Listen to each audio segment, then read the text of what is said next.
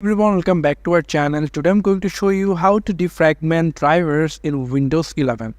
Very simple. Come into your search option and search for defragment. You can see defragment and optimize drivers. If you click on that, then you'll get that your two drivers are looking okay.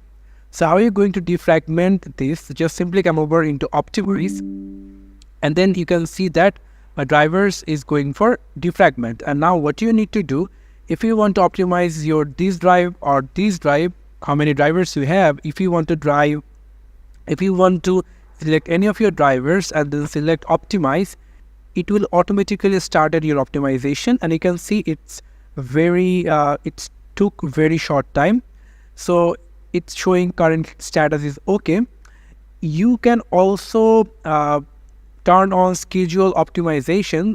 Just simply click on change settings, and from here you can run on a schedule automatic recommendation frequency call. If you want to do it daily or weekly or monthly, you can select it as well, and then choose your drivers, which drive you want to check in. If you choose the drive, then simply click on OK, and it will automatically defragment your optimization into your drivers in a very simple way.